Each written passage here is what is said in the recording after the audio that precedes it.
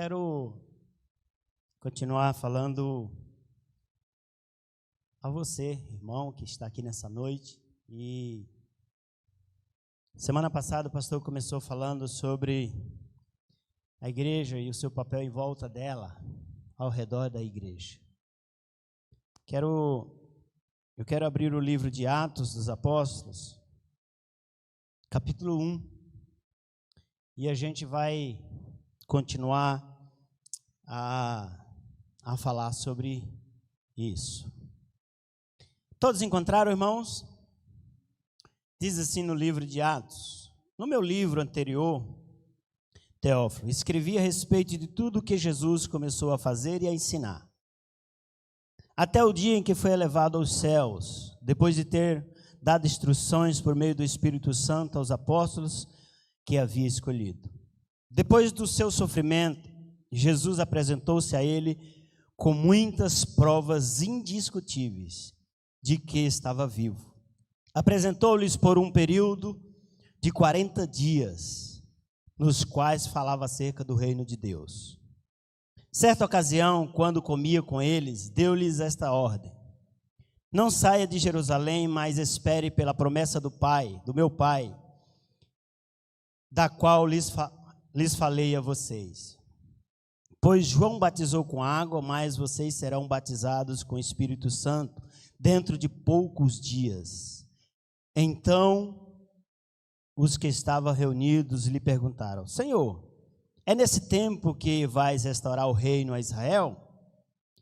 E ele lhe respondeu: não compete a vocês saber os tempos ou as épocas que o Pai estabeleceu pela sua própria autoridade, mas receberão poder quando o Espírito Santo descer sobre vocês, e serão minhas testemunhas, tanto em Jerusalém, como em toda a Judéia, Samaria e até os confins da terra. Um lindo texto.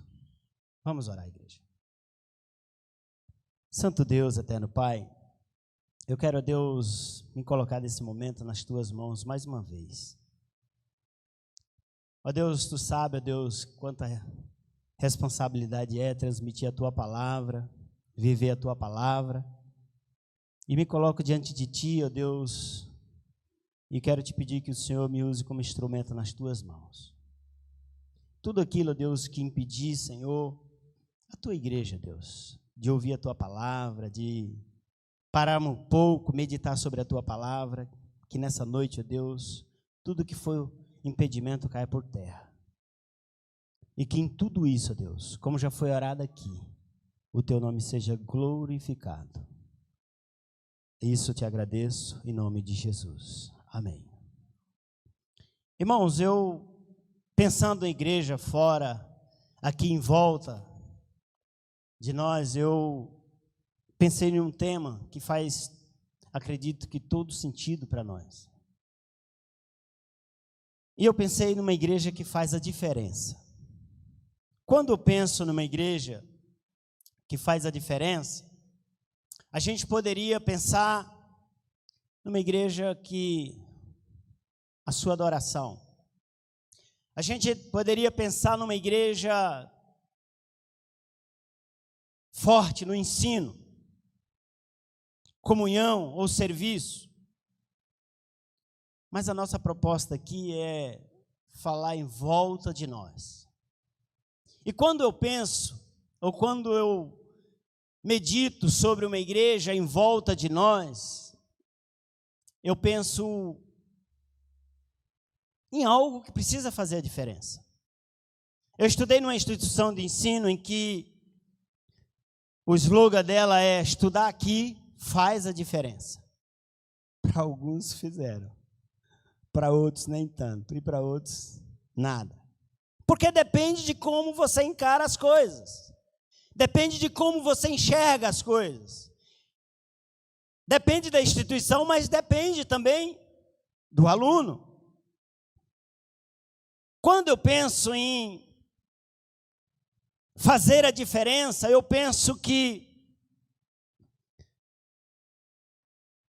a gente precisa parar um pouco e perguntar algumas coisas que são certas, algumas coisas que fazem sentido. E por isso eu penso assim, imagina você ser casado. E aí nesse casamento existem 2 papéis. Mas o marido e a esposa não cumprem com seus papéis. Que diferença esse casamento faz? É apenas uma fachada. Porque se duas pessoas decidiram casar, é porque elas querem viver e cada um cumprindo o seu papel. Então, quando ambos ou quando uma das partes deixa de fazer, aquilo se torna algo difícil. Eu fico pensando também uma instituição de ensino. Ela tem uma ideia que é ensinar, que é levar os alunos a aprender. E se ela não fizer a diferença na vida do aluno, perdeu a validade, perdeu o objetivo. Um crente. Semana passada o pastor falou sobre sal da terra e luz do mundo. Imagine uma fé ou um credo que ele não faz a diferença na vida das pessoas. Se torna algo inválido. Então, a gente precisa observar qual é nosso papel, qual é a nossa função naquilo que nós estamos realizando. E para começar, em primeiro lugar aí, eu queria olhar para o texto bíblico. Primeiro ponto que eu quero destacar aí. E por isso, nessa noite, eu quero trabalhar aí em 3 aspectos. Em 3 maneiras em que, se nós observarmos, nós faremos a diferença. Eu tenho certeza que você que vem aos domingos à igreja, seja pela manhã, seja à noite, você que um dia levantou a mão para Cristo Jesus, eu tenho certeza que você é um cristão, é um crente que quer fazer a diferença. E isso faz toda a diferença, é redundante, na vida das pessoas. Primeiro ponto aí que nós encontramos aí é que a gente precisa crer. Aqueles irmãos que estavam ali ouvindo a voz de Jesus dizendo: olha, eu vou para o Pai, mas eu vou deixar uma missão, eu vou deixar algo para vocês fazerem. Ele diz: fiquem em Jerusalém até que vocês sejam revestidos de poder. E aí vocês terão condição de ser minhas testemunhas. Em Jerusalém, em Judeia, Samaria e os confins da terra.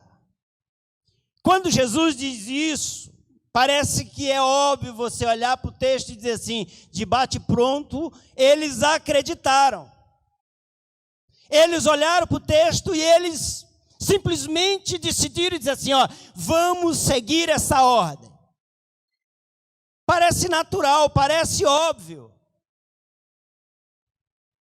Mas o texto até dá uma dica aqui no verso 3. Depois do sofrimento de Jesus, apresentou-se a ele muitas provas indiscutíveis de que Jesus estava vivo. Parece que tinha uma sombra de... Será?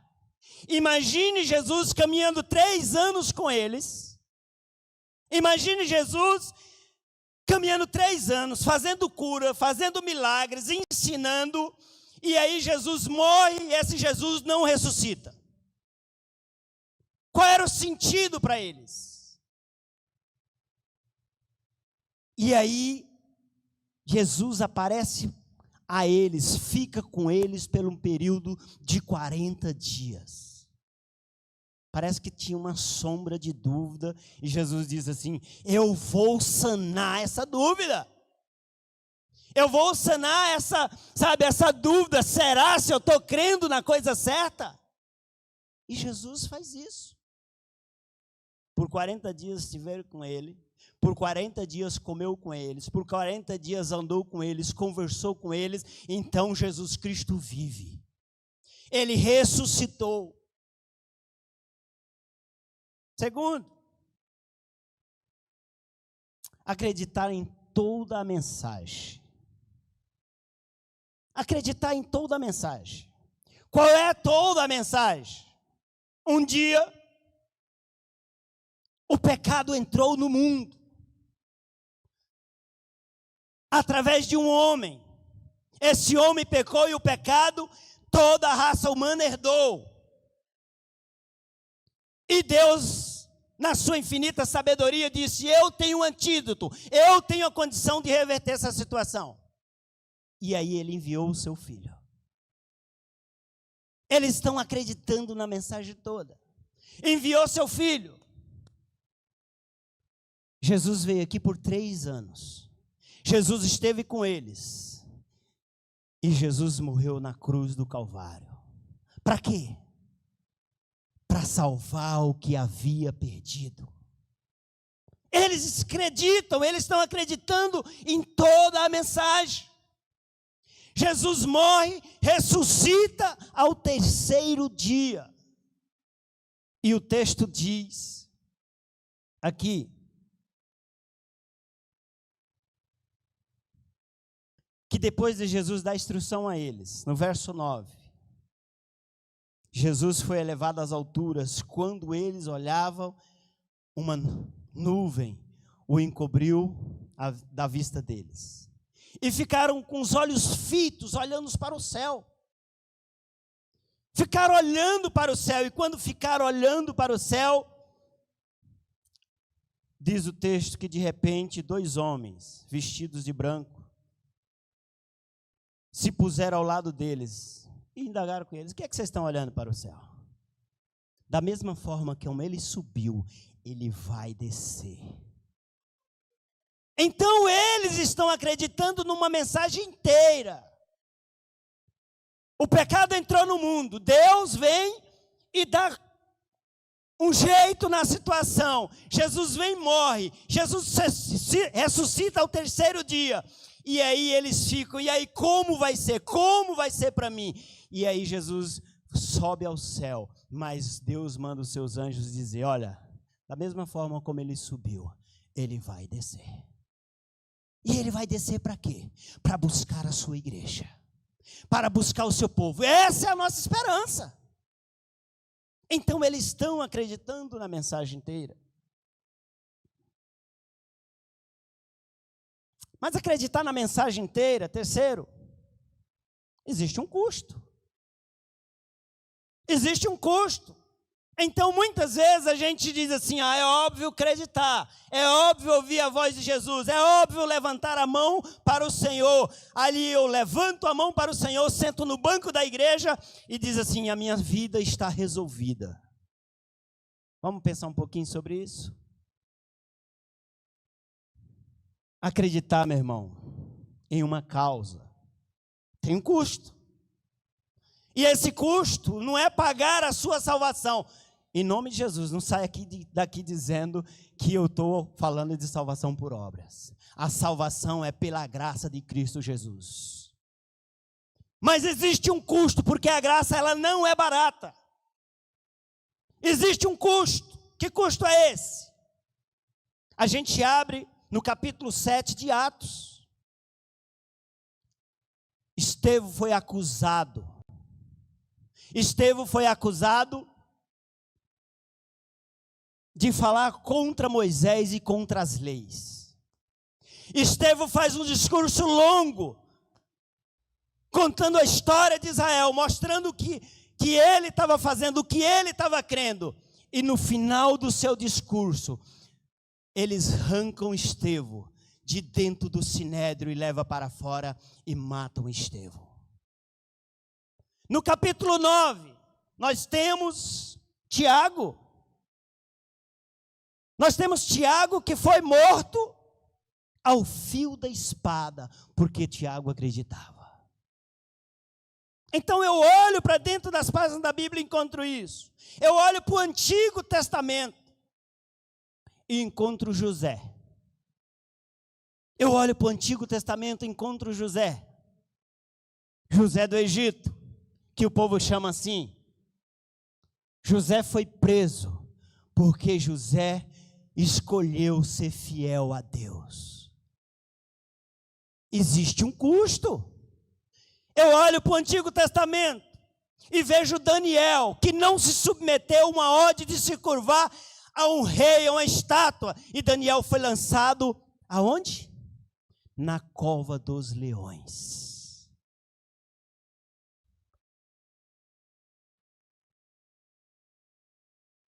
E na história recente? Quando se acredita numa causa, qual é o custo? Eu olho para a história e vejo Mandela, Nelson Mandela, na África do Sul. Um símbolo de uma resistência pacífica. E olho Mandela, símbolo de uma resistência pacífica. Ficou preso por 27 anos, na maioria desse tempo, em uma solitária. Porque ele acreditava na igualdade entre homens. Porque ele acreditava que homens de cores diferentes não podiam ser ou ter tratamentos diferentes. Existe um custo quando você acredita em uma causa. Existe um custo. E para nós? Vamos aplicar isso? E para nós? Qual é o custo de acreditar? Todos que estão aqui acreditam. Ou querem acreditar. Um dia que você decidiu sair da sua casa, entrou numa igreja evangélica, você está dizendo, eu decidi acreditar. E parece óbvio. Mas quanto custa para nós? Vir à igreja? Aos domingos? Esse é o custo? O que custa para nós? Vir na EBD? Aprender? Esse é o custo? Dar oferta de missões e terceirizar parte da missão? O que custa para nós?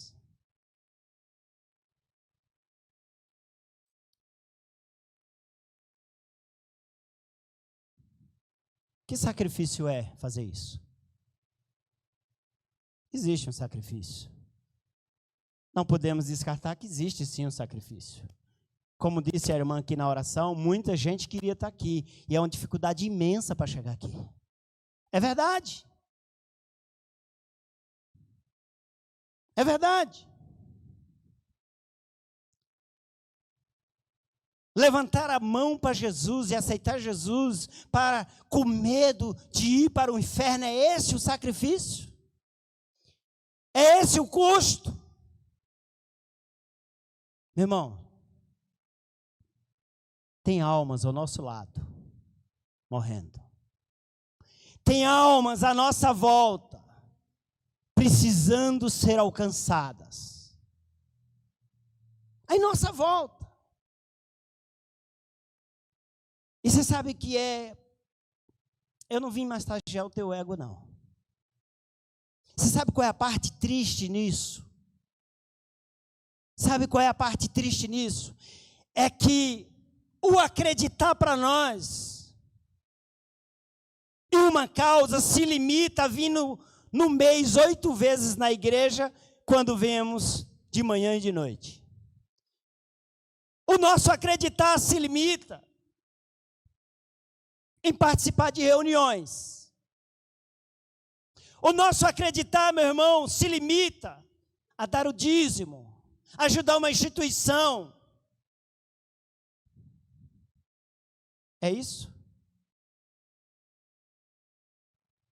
Meu irmão, o nosso acreditar precisa ser mais do que isso. precisa ser mais do que isso. Olha a nossa volta, o que você vê? Quais são as necessidades que você enxerga? Tem gente debaixo da ponte nesse exato momento.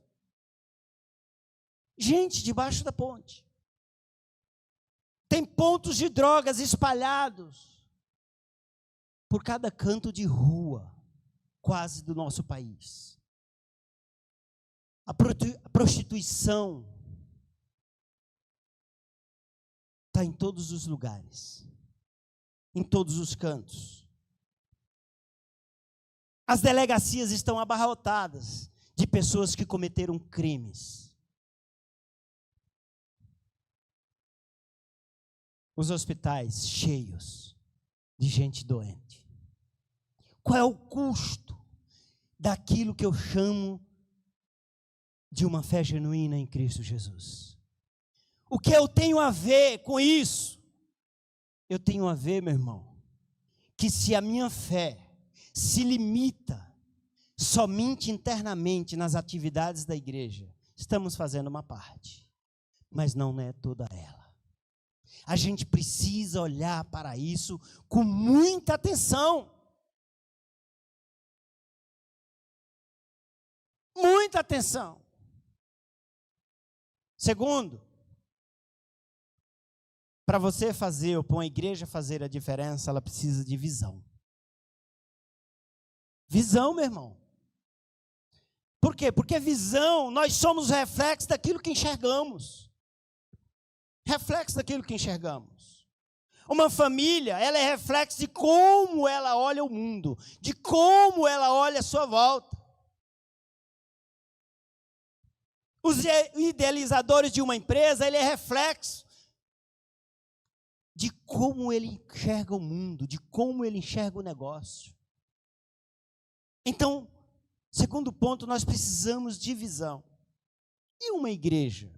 A igreja, ela é reflexo da sua visão. Uma igreja, ela é reflexo da sua visão. Como que ela enxerga? E aonde, irmão Judásio, você vê isso? Olha onde a igreja que nós falamos do texto chegou. Aonde eles chegaram? Segundo, eles chegaram em Efésios, eles chegaram em Esmirna, eles chegaram em Pérgamo, eles chegaram em Tiatira, Sardes, Filadélfia, Laodiceia, Roma, Colossos, Tessalonicenses, Coríntios. Eles chegaram até nós. Porque essa era a sua visão, essa era como eles conseguiam compreender. Era assim que eles enxergavam. O que eles enxergavam? Ele enxergava a sua volta. Eles enxergavam a sua volta. Eles enxergavam um pouco além. Eles enxergavam. O que eles enxergavam? Eles enxergavam necessidades. Necessidade, irmão. Naquela época, havia muitos vilarejos.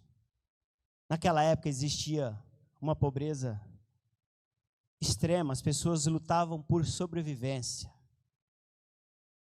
E eles enxergavam necessidades. Muitas vezes a gente olha à nossa volta e nós somos reflexos daquilo que nós enxergamos. Quero lhe contar duas histórias. Recentemente fui ao Nordeste. E ao chegar lá, eu fui convidado para ir numa instituição, numa igreja, em que, desde que eu me entendi por gente, aquela era a única igreja evangélica naquela cidade.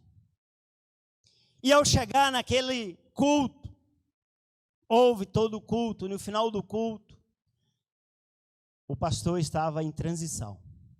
Estava saindo daquela igreja e estava indo para um outro local.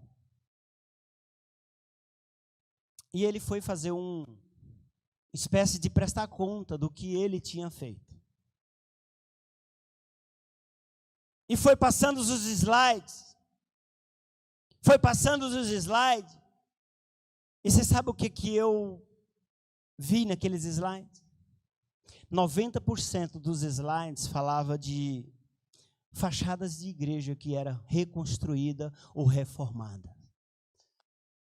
E os outros 10%, todas as fotos das atividades da igreja que tinha algum serviço, o pastor estava no ponto de destaque. Eu olhei para aquilo e não estou fazendo juízo de valor, estou contando um fato. Eu disse, foi nisso que o evangelho não se tornou. Ou a visão dos homens se tornaram.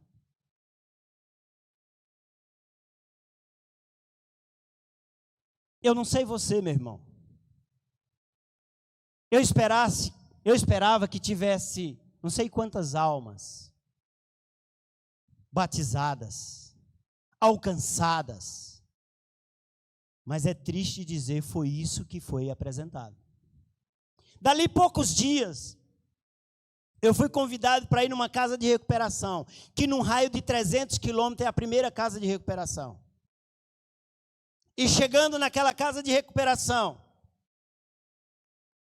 o pastor daquela casa de recuperação, tivemos o culto, alguns irmãos de várias denominações, e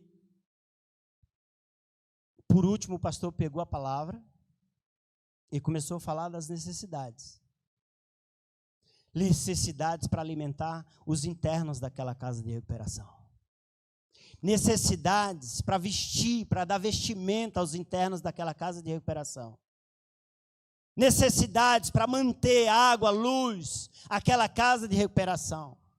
Combustível naquela casa de recuperação. E na fala deles, o apoio da igreja presente naquele local, naquela cidade, era mínimo. Mas quem estava ajudando com força máxima aquela instituição era o promotor da cidade. Então aí, meu irmão, quando eu vejo essas duas histórias, eu vejo distinção de visão. Um acha que é fachadas da igreja, que patrimônios é o super importante, é isso que ele coloca como o resultado do seu trabalho. O outro não, está esforçado, porque vê vida sendo recuperada. Qual é a nossa visão, irmão? Qual é a visão que nós temos em nossa volta? A gente precisa se atentar a isso. O que é que eu estou enxergando? O que é que nós enxergamos? Nós precisamos enxergar a verdade do evangelho. Gente é mais importante do que coisas. Gente é mais importante do que nós mesmos, porque muitas vezes a gente olha para dentro da gente, a gente infla o nosso ego e não conseguimos enxergar a verdade do evangelho. Nós precisamos olhar para isso.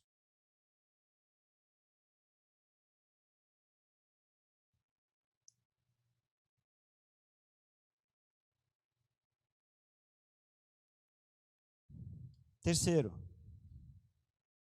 eu acredito, sacrifico por isso, eu enxergo, temos visão certa. O que é que falta?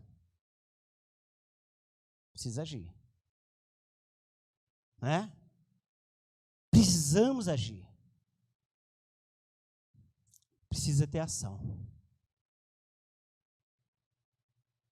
Se nós acreditamos, se nós temos visão, se não houver ação, nós chegaremos aonde?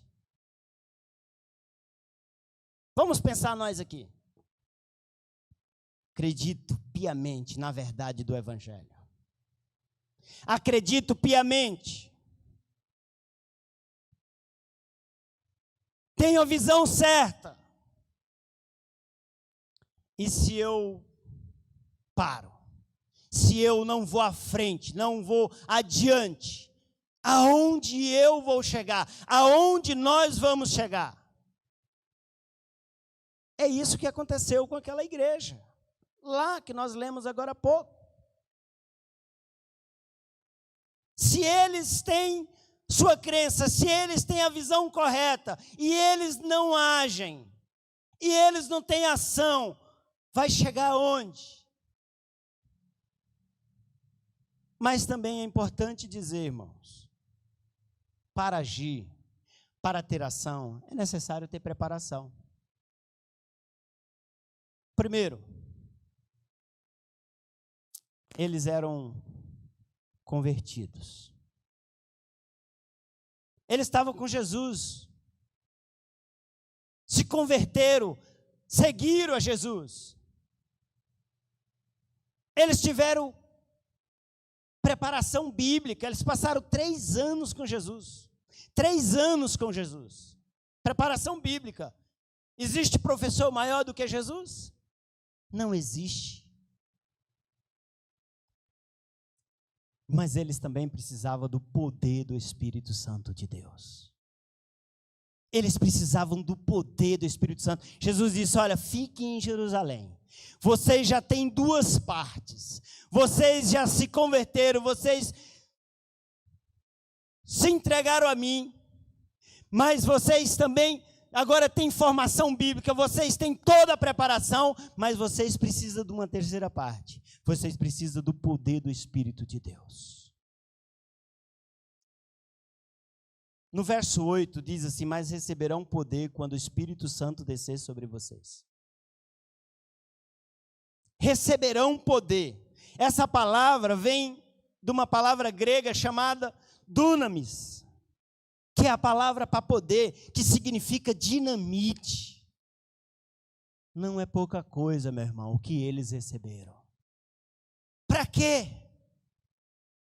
Para ir, irmãos, pelas aldeias, para ir por todo lugar que eles estivessem, para poder expulsar demônios, para poder pregar o evangelho. Não é fácil pregar o evangelho, não, mas eles receberam poder.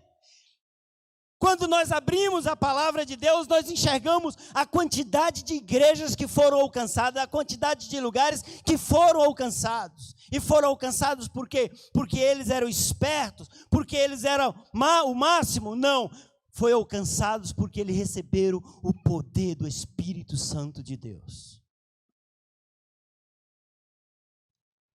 E nós? Recebemos o mesmo poder?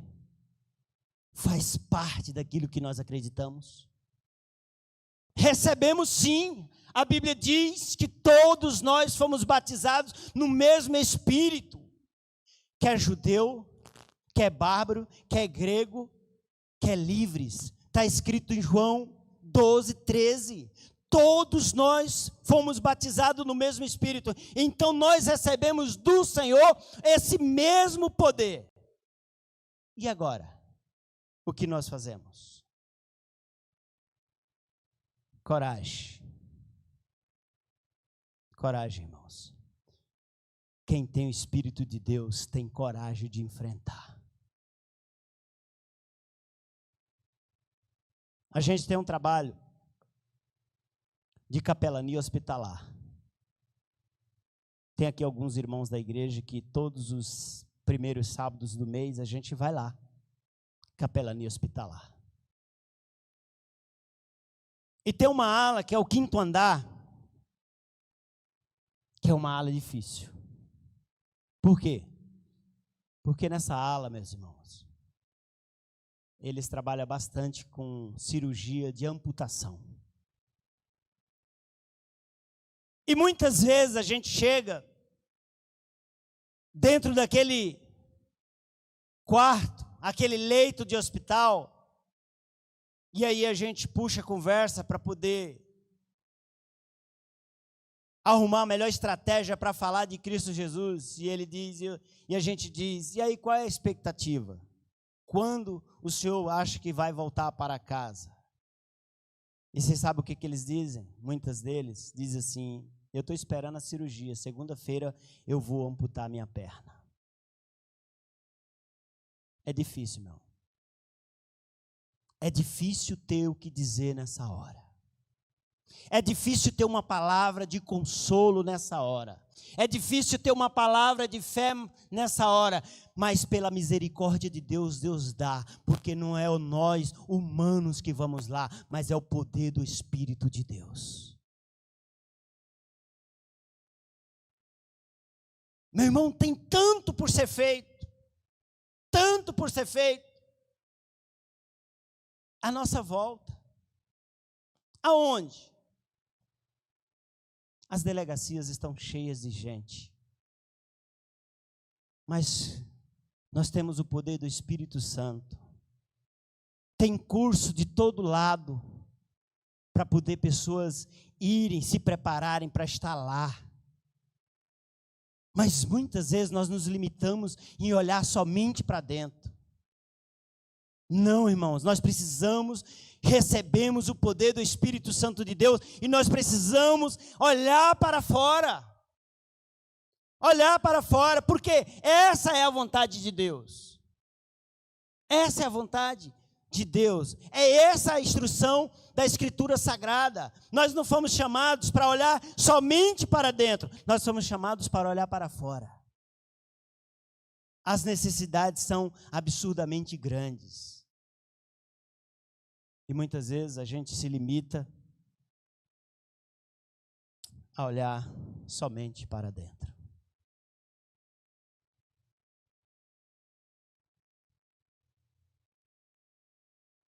Quero concluir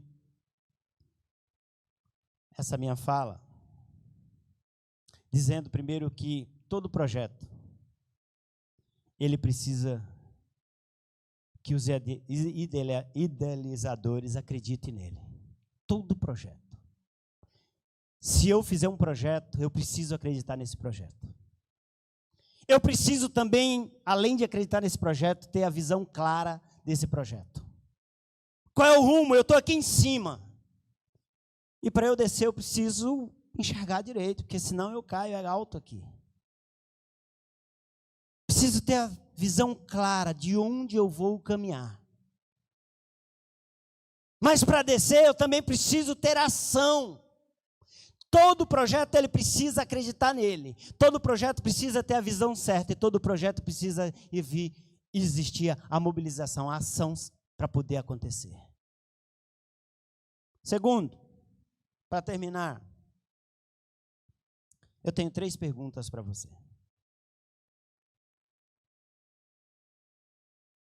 Você é a igreja que faz a diferença? Olhe para dentro da gente mesmo.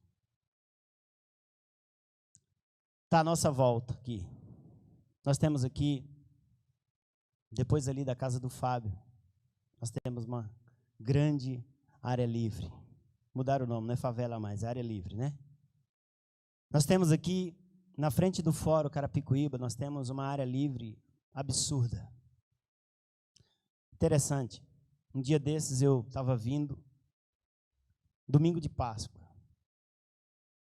Eu troquei com o João aqui a atividade da Escola Bíblica Dominical. E eu fui ali, voltamos ali, estava reunido família, voltamos. Tinha um aniversário e voltamos. Quando voltei, tinha a rua fechada, tinha muito pula-pula, pipoca, piscina de bolinhas. Você sabe qual é a grande tristeza de tudo isso? Quem estava patrocinando? A prefeitura? Não. O Estado? Não. A igreja? Não tinha nenhuma placa lá. Eu não vou dizer 100%, na grande maioria das vezes quem patrocina essas festas é o tráfico. Porque falta a igreja.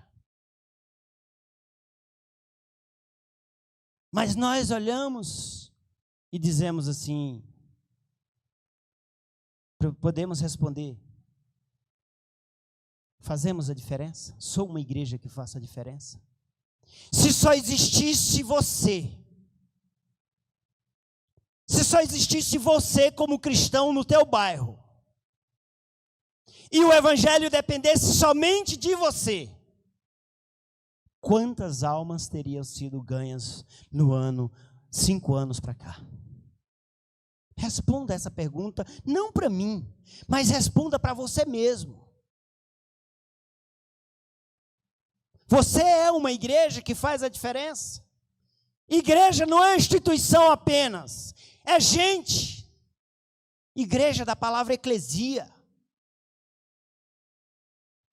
Ajuntamento de lavados e remidos, sangue do Cordeiro, essa é a definição. E se só dependesse de você? Nós como igreja, como coletivo aqui, se só estivesse essa igreja num raio de 300, 400 quilômetros, quanto nós tínhamos avançado? Nós precisamos fazer esse tipo de indagação, precisamos dar resposta a esse tipo de pergunta. Porque uma fé, ela é viva quando ela faz sentido. Aqueles irmãos lá, de Atos 1, de Atos 2, o poder do Espírito de Deus fazia todo sentido na vida deles. Por quê? Porque, meus irmãos, olha o quantos eles avançaram. Gente de todo tempo. A gente vê Pedro pregando, 3.000 almas se converte. Outra pregação, 5.000 almas se converte. Só aí é 8.000 almas. O céu em festa. Mas muitas vezes a gente leva anos. Anos. E parece que nós temos a receita certa. Mas nós patinamos e não saímos de cima do rastro. Segunda indagação. Somos a igreja que já fez a diferença? Se estamos nessa condição, precisamos voltar. Precisamos reavaliar. Precisamos rever os nossos conceitos. Se eu já fiz a diferença, é sinal de que hoje parei. Precisamos rever. Terceiro, somos a igreja que gostaríamos de ser, fazer a diferença? Ainda tem uma chance. Nós temos a chance de mudar o quadro. Nós temos a chance de encher os bancos da igreja. Nós temos a chance de contribuir para o reino dos céus. Nós temos a chance de multiplicar, porque a ovelha multiplica. Mas para isso nós precisamos sair do nosso conforto. É bom, irmão, sofá de casa. É bom, irmão. Chegar final de semana, quem tem atividade aí, sabe? É difícil. Eu trabalhei sexta-feira, o dia inteiro. Cheguei aqui, fui buscar o pessoal da melhor idade na perua. Cheguei em casa às 11 horas da noite. Eu não tinha nem almoçado. Eu não estou dizendo isso para ninguém ficar com dozinha de mim, não. Não precisamos disso, não. Mas é gostoso chegar o final de semana, Sandra, e nós não ter, sabe, atividade. Sabe por quê? Porque a gente fica despreocupado. É ou não é, Rafael? Não tem um peso sobre nós. Mas foi para isso que Cristo nos chamou? Não. É doído, Jonas, quando chega no sábado e a gente vai para o sanatorinho, chega ali e vê tantos desafios pela frente. É ou não é? Mas aí, meu irmão, você lembra e diz assim, eu estou indo e fazer o ID de Jesus. A gente precisa se atentar para isso, meu irmão. Olhar para dentro é importante? Nada desqualifica, precisamos sim olhar para dentro. Mas nada pode impedir a gente olhar para fora. Nada. Então, se nós gostaríamos de ser a igreja que faz a diferença, vamos mudar a nossa postura. Vamos mudar a nossa visão. Vamos mudar a nossa crença. Senhor, eu vou me desgastar pelo evangelho que eu digo crer. A fé genuína, meu irmão, não é de boca, não é de palavra. A fé genuína, ela incorpora, ela tem, sabe, músculo, ela tem força, ela tem corpo. Essa é a fé genuína. A fé genuína que está por aí. Acredite no Senhor Jesus e sua vida vai melhorar. Ah, faça-me o favor, faz um plano de saúde, faz um investimento num banco aí qualquer, e sua vida você vai ter uma aposentadoria. Mas o reino do céu não é isso. A gente precisa olhar para isso e olhar bem atento, sabe por quê, meu irmão? Digo isso com absoluta certeza, um dia nós daremos conta. Domingo nós falamos sobre o nome do outro domingo, né? Sobre o nome de Jesus, o pastor pela manhã falou que de toda palavra que nós fizermos nós vamos dar conta. E é verdade. É verdade que nós vamos dar conta, mas também de toda atitude que nós deixarmos de fazer, nós também vamos dar conta. Entrega o talento na mão, entrega a condição na mão, e aí o que faz? Eu jogo para debaixo do tapete. Joga. Faz isso. Você sabe o que vai acontecer, meu irmão? Um dia ele vai prestar conta, ou ele vai pedir conta. Então, meus irmãos, qual é o nosso desafio? Sair daqui hoje dizendo assim, puxa vida, que fé é a minha? Que fé que eu tenho? Essa fé de falar, de dizer que acredita em Jesus, venho todos os domingos à igreja, não perco um culto. Mas pessoas estão morrendo do nosso lado, e parece que a gente é indiferente a isso. Que fé é essa? Que visão que nós temos? A visão que só enxerga para dentro o nosso conforto. Expandir, irmão, essa é a visão, expandir, alargar as tendas, alargar a tenda, essa é a visão. Judas, a igreja pode fazer diferença em vários aspectos, mas nós estamos falando em volta de nós. Então nós precisamos olhar para isso, expandir o reino de Deus. E para isso você precisa de quê? Você só precisa de uma coisa. Vou melhorar 3 coisas. Você precisa ser convertido. Você precisa estar preparado. É para isso que nós temos escola bíblica, ou não é? E você precisa do poder do Espírito Santo de Deus. Se você tiver esse trio, meu irmão, não há inferno que possa te parar. Não há nada que possa parar você. É assim que eu creio, é assim que eu acredito.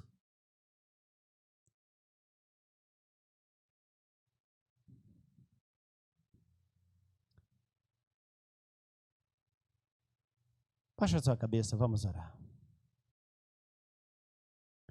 Eu queria fazer antes um apelo. Tem alguém nessa noite que quer aceitar Jesus como seu único e suficiente Salvador?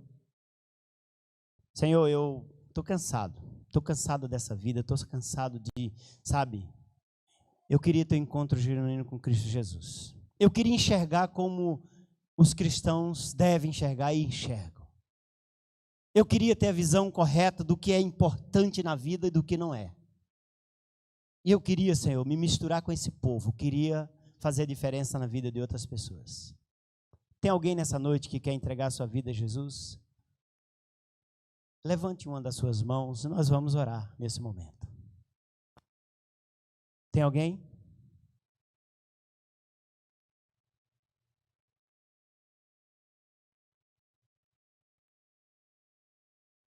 Se tiver, levante uma de suas mãos e nós vamos orar por você. Amém. Santo Deus, eterno Pai, eu quero, ó Deus, te louvar, Senhor. Quero te agradecer, ó Deus, pela tua palavra. Eu quero te agradecer, ó Deus, porque a tua palavra, nós temos contato com ela. E ao ter contato com a tua palavra, ela nos instrui, Senhor, como devemos agir. Espírito de Deus, nós somos o teu povo, uma parte dele, Senhor. E eu quero te pedir, Espírito Santo de Deus, tira de nós mesmos, ó Deus, que o eu nosso caia por terra e que o Senhor, apareça na nossa vida. Senhor, eu te louvo, Senhor, porque até aqui o Senhor tem nos sustentado. E eu sei que o Senhor vai continuar nos sustentando, Senhor. Espírito de Deus, eu quero te pedir que nesse momento o Senhor nos fortaleça. Abre, ó Deus, a nossa visão. Nos convence, Senhor. Nos convence, ó Deus, daquilo que precisa ser, ó Deus, convencido, Senhor. Nos ajuda, Senhor. Colocar em prática aquilo que nós dizemos acreditar. A obra é tua. O reino é teu. Tudo pertence a ti, Senhor. Mas o Senhor, a gente sabe que o Senhor não viola. Que o Senhor só faz aquilo se nós deixarmos que o Senhor faça. Em nome de Jesus. Amém.